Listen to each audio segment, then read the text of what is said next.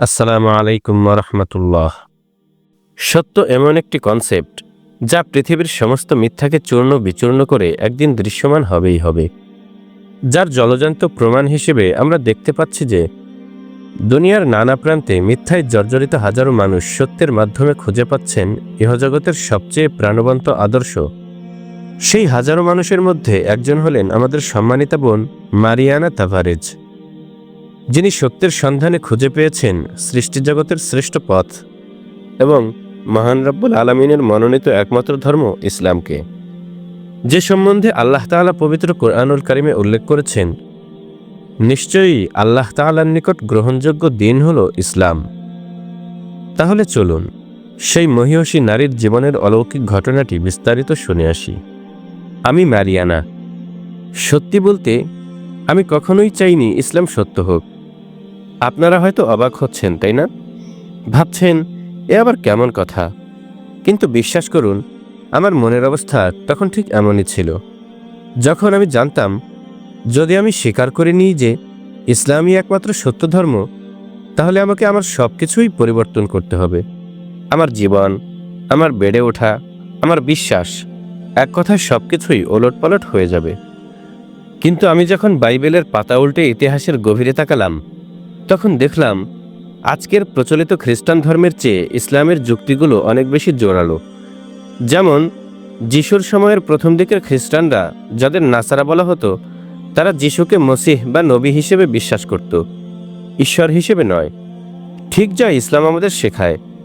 তারা শূকরের মাংস খেত না, এক ঈশ্বরের প্রার্থনা করত। আজকের এই মডার্ন খ্রিস্টান ধর্মের চেয়ে সেই আদি খ্রিস্টান ধর্মের সাথে ইসলামের মিল যে এত বেশি, এটা আমি মানতেই পারছিলাম না, আবার অস্বীকারও করতে পারছিলাম না। আজ আমি আপনাদের শোনাবো কিভাবে আমি একজন কট্টর খ্রিস্টান মিশনারি থেকে একজন মুসলিম রিভার্ট বা সত্যসন্ধানী হয়ে উঠলাম। অত্র ঘটনাটি সিকিং জিসাস ফাইন্ডিং আল্লাহ, অর্থাৎ যিশুকে খুঁজতে গিয়ে আল্লাহকে খুঁজে পাওয়ার গল্প। আমার শৈশব ছিল ভীষণ কঠিন। আমি একটি ছোট্ট গ্রামে বড় হয়েছি, কিন্তু আমার পরিবারের একজন সদস্য একসময় হঠাৎ এতটাই আক্রমণাত্মক হয়ে ওঠেন যে মাত্র ৮ বছর বয়সে আমাকে আমার ছোট বোন আর মাকে নিয়ে বাড়ি ছেড়ে পালাতে হয়। আর তারপর আমরা ৩ জন শূন্য থেকেই জীবনযাপন শুরু করি। ১৮ বছর বয়স পর্যন্ত বিভিন্ন সরকারি প্রতিষ্ঠান আর মাইনর সেন্টারে দিন কাটাতে থাকি। প্রায় ১০ বছর পর্যন্ত আমরা এভাবেই পালিয়ে আর লুকিয়ে লুকিয়ে ছিলাম। ঠিক ওই সময়টাতেই আমি ঈশ্বরের উপর থেকে আমার বিশ্বাস পুরোপুরি হারিয়ে ফেলি। তখন আমার মনে হতো, ঈশ্বর যদি সত্যিই থাকেন, তবে আমার সাথে এমন হচ্ছে কেন? আমি তো কোনো পাপ করিনি। ছোটবেলার সেই ক্যাথলিক বিশ্বাস তখন আমার কাছে অর্থহীন মনে হতো। কিন্তু মানুষের মন বড় বিচিত্র। সব হারিয়ে আমি যখন হতাশ, তখন আমার কর্মক্ষেত্রের বস ছিলেন একজন প্যাস্টর বা ধর্মযাজক। আমি ইভাঞ্জেলিক্যাল খ্রিস্টানদের সাথে মেলামেশা শুরু করলাম। তখন মনে হলো, ঈশ্বর যদি সত্যিই থাকেন আর আমি যদি তাকে অস্বীকার করে মারা যাই, তবে তো আমি নরকে যাব। এরই মধ্যে একদিন আমি আমার রুমে গিয়ে সাজদায় লুটিয়ে পড়লাম। আমি চিৎকার করে বললাম, হে ঈশ্বর, তুমি কি সত্যিই আছো? যদি থেকে থাকো, তবে আমাকে তোমার উপস্থিতি বোঝাও। আমি তোমাকে সত্যিই অনুসরণ করব, কথা দিচ্ছি। তখন আমার মাঝে অদ্ভুত এক ব্যাপার ঘটল। আমি ভীষণ এক মানসিক প্রশান্তি অনুভব করলাম। আমার কান্না চলে এলো, শরীরে কাঁটা দিয়ে উঠল। আমি বুঝলাম কোনো এক মহাশক্তি আছেন। আমি খ্রিস্টান ধর্ম আঁকড়ে ধরলাম, কারণ আমি ওটাই জানতাম। যদিও ট্রিনিটি বা ত্রিত্ববাদ, পিতা, পুত্র ও পবিত্র আত্মা নিয়ে আমার মনে খটকা ছিল, তবুও আমি নিজেকে বোঝালাম যে এটাই সঠিক।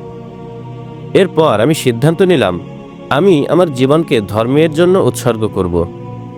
আমি ব্রাজিলে গেলাম মিশনারি হিসেবে। প্রায় ৬-৭ বছর সেখানে কাজ করলাম। এরপর পর্তুগালে ফিরে রাস্তায়, বাসে, প্লেনে, রেস্তোরাঁয় যেখানেই সুযোগ পেতাম মানুষকে যিশুর কথা বলতাম। তখন আমার বিশ্বাস ছিল, যিশুকে ঈশ্বর হিসেবে না মানলে মানুষ নরকে যাবে। এই ভয় থেকেই আমি ইসলাম বিরোধী হয়ে পড়লাম। আমার জীবনের সবচেয়ে বড় টুইস্টটা আসে তখন, যখন আমি আফ্রিকায় যাই। শুনলে অবাক হবেন যে আমি সেখানে গিয়েছিলাম মুসলিম শিশুদের খ্রিস্টান বানাতে। আমার কাছে ইসলাম ছিল শত্রু। আমি ভাবতাম মুসলিমরা যিশুকে ঈশ্বর হিসেবে মানে না, তার মানে হলো তারা শয়তানের অনুসারী। আমরা মুসলিম দেশগুলোর স্কুলে যেতাম, বলতাম আমরা তোমাদের ভালো কাজ বা নৈতিকতা শেখাতে এসেছি, কিন্তু আসলে এটা ছিল এক ধরনের প্রতারণা। আমরা কৌশলে বাচ্চাদের যিশুর কাছে প্রার্থনা করতে শেখাতাম। আজ যখন পেছনে ফিরে তাকাই তখন খুব লজ্জা লাগে। লিসবনে ফিরে আমি কিছু জ্ঞানী মুসলিমের সাথে তর্কে জড়িয়ে পড়ি। আমার উদ্দেশ্য ছিল তাদের ভুল প্রমাণ করা। আমি ইসলাম নিয়ে পড়াশোনা শুরু করলাম যাতে তাদের সাথে তর্ক করতে পারি এবং তাদের সবাইকে তর্কে হারাতে পারি। কিন্তু আমি যত গভীরে যাচ্ছিলাম, পড়তে পড়তে ততই অবাক হচ্ছিলাম। আমি দেখলাম যে খ্রিস্টানরা এখন বুঝতে পারছে যে মুসলিমরা যিশুকে কতটা সম্মান করে। মুসলিমদের কাছে যিশু একজন সম্মানিত নবী এবং মসিহ। ওল্ড টেস্টামেন্ট বা তোরাহ ছিল প্রথম ওহী। এরপর যিশু গসপেল নিয়ে আসেন। যিশু কিন্তু নতুন করে ধর্ম চালু করতে আসেননি। তিনি এসেছিলেন ইহুদি ধর্মের অস্পষ্টতা দূর করতে এবং তোরাহ অনুসরণ করতে। তিনি কোষার মানতেন, যা এক প্রকার হালাল খাবারের মতোই। কিন্তু গ্রিক এবং রোমানরা ইহুদিবাদের সাথে তাদের পৌত্তলিক বিশ্বাস মিলিয়ে ফেলে এবং যিশুকে ঈশ্বর বা ঈশ্বরের পুত্র বানিয়ে ফেলে। আমি অবাক হয়ে দেখলাম বাইবেলে যিশুর মানবিক গুণাবলী, যেমন খাওয়া আর ঘুম নিয়ে যা আছে, পবিত্র কোরআনও ঠিক সেই কথাটাই কত স্পষ্টভাবে বলছে। আল্লাহ তাআলা পবিত্র কোরআনুল কারিমে উল্লেখ করে বলেছেন, মারিয়ামের পুত্র মসিহ অর্থাৎ ঈসা আলাইহিস সালাতু ওয়াসসালাম তো কেবল একজন রাসূল। তার পূর্বেও বহু রাসূলগণ গত হয়েছেন, আর তার মা ছিলেন পরম সত্যনিষ্ঠ। তারা উভয়েই খাবার খেত, ঠিক অন্য মানুষের মতোই। আমি আমার প্যাস্টরকে প্রশ্ন করলাম, আমি যিশুর বংশতালিকা নিয়ে জানতে চাইলাম, কারণ বাইবেলের এক অধ্যায়ে একরকম নাম, অন্য অধ্যায়ে আরেক রকম নাম। প্যাস্টর আমাকে কোনো উত্তর দিতে পারলেন না। তিনি শুধু বললেন, মারি, তোমাকে শুধু বিশ্বাস রাখতে হবে। কিন্তু আমি অন্ধবিশ্বাসে বিশ্বাসী ছিলাম না, আমি সত্য সন্ধানী। এই দোলাচলের মধ্যে আমি কিছু অদ্ভুত স্বপ্ন দেখতে শুরু করলাম। আমি তখনও খ্রিস্টান ছিলাম। স্বপ্নে দেখলাম আমি হিজাব পরে একটি লাইনে দাঁড়িয়ে আছি। একজন সৈনিক আমাকে জিজ্ঞেস করছে, তুমি কি মুসলিম?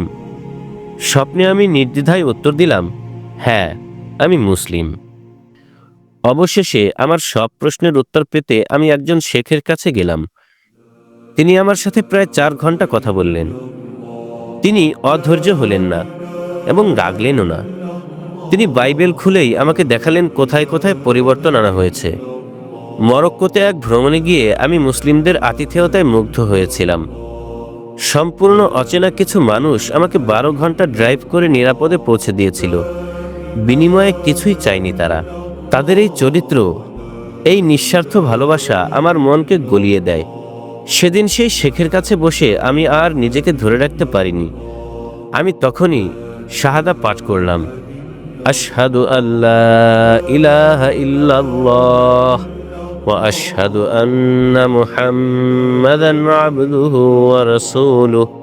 কালিমায়ে শাহাদা পাঠ করার পর এক অদ্ভুত অনুভূতি হলো। মনে হলো কাঁধ থেকে পাহাড় সমান ভার নেমে গেছে, কিন্তু একই সাথে ভয়ও ছিল। আমি জানতাম এই ঘোষণার পর আমার জগৎ বদলে যাবে। কোরআনে আল্লাহ তাআলা এই কথাটাই বলেছেন, যাকে আল্লাহ তাআলা পথ দেখাতে চান তার বুক তিনি ইসলামের জন্য খুলে দেন।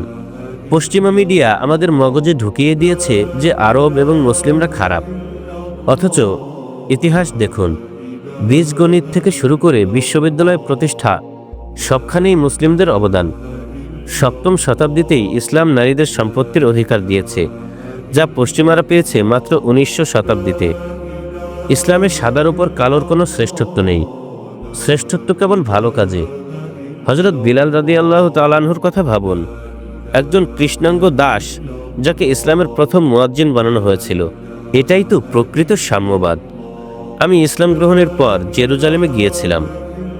আপনারা কি জানেন, যখন খ্রিস্টান ছিলাম তখন সহজেই সব জায়গায় যেতে পারতাম, কিন্তু মুসলিম হওয়ার পর আমাকে অনেক জায়গায় ঢুকতে দেওয়া হয়নি।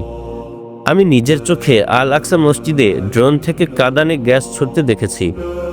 মানুষ ভয়ে আল্লাহু আকবার বলে চিৎকার করছিল। ওমরা করতে গিয়ে মক্কা ও মদিনায় আমি যে শান্তি পেয়েছি তা ভাষায় প্রকাশ করা সম্ভব নয়।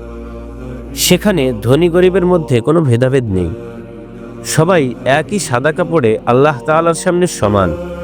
মদিনার বাতাসেও যেন এক অদ্ভুত প্রশান্তি লেগে থাকে। প্রিয় বন্ধুরা, আমি আমার বই সিকিং জিসাস ফাইন্ডিং আল্লাহতে এই পুরো যাত্রার কথা লিখেছি। আমি কাউকেই ধর্মান্তরিত করার জন্য লিখিনি, বরং ভুল ধারণাগুলো পরিষ্কার করার জন্য লিখেছি। আমি সেখানে বলেছি, আল্লাহ তাআলার সাথে সম্পর্ক শক্তিশালী করতে 5টি জিনিসের প্রয়োজন। তা হলো তাওয়াক্কুল বা বিশ্বাস, দোয়া, সবর বা ধৈর্য, তাওয়াক্কুল বা আল্লাহভীতি এবং তাজকিয়া বা আত্মশুদ্ধি। আজকের এই ভিডিওটির শেষে আপনাদের শুধু একটা কথাই বলবো, হলুদ মিডিয়াগুলো আপনাদের যা দেখায় তা অন্ধভাবে বিশ্বাস করবেন না। প্রশ্ন করুন, নিজে যাচাই করুন এবং শেখার জন্য মন খোলা রাখুন। সত্য একদিন না একদিন আপনার সামনে আসবেই, ইনশাআল্লাহ। ঠিক যেমনটি আমার সামনেও এসেছে। পবিত্র কোরআনে আল্লাহ তাআলা বলেন, সত্য এসেছে এবং মিথ্যা বিলুপ্ত হয়েছে। নিশ্চয়ই মিথ্যা বিলুপ্ত হওয়ারই ছিল। প্রিয় দর্শকবৃন্দ, আজকের ঘটনাটি এ পর্যন্তই। আমাদের ভিডিওগুলো ভালো লাগলে চ্যানেলটি সাবস্ক্রাইব করুন। পারলে লাইক, কমেন্ট, শেয়ার করে আপনিও দ্বীনের কাজে শরীক হন। আল্লাহ হাফেজ। আসসালামু আলাইকুম ওয়া রাহমাতুল্লাহি ওয়া বারাকাতুহু।